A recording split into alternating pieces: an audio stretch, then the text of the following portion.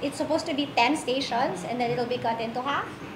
So it's not viable, di ba? Sasabihin nung ano, paano ko na bababawi yung investment? Bakit hindi na lang change ang alignment, Mayor, or halimbawa katabing LTO? You will really have to, kumbaga iibahin mo talaga yung alignment. Plus kasi, ang ano din dyan is yung number of commuters that are supposed to avail of that. Kasi kung putol na nga siya, yung kumbaga sa yung gagamit, yung commuters, mababawasan din. Kasi sabihin, bakit pa ako mag-ano hanggang dito lang?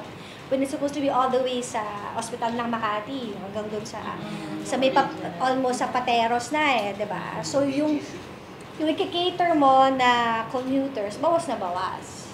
So, hindi na nga siya, hindi na siya logistically viable, and it's also not economically viable as far as the promoter is concerned. I'm sure they'll get some damages, or they will, kasi laki na investment. Nandito na yung tunnel borers, diba?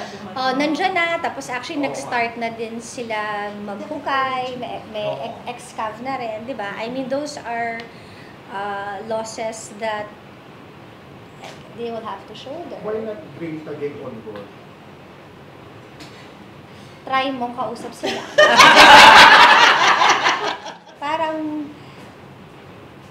it's always a one-sided, gusto ko to, hindi kung ano yung legal, hindi kung ano yung tama, pero kung ano yung gusto ko. Ganun yung stance lagi ng Taguig. That's why it's very frustrating and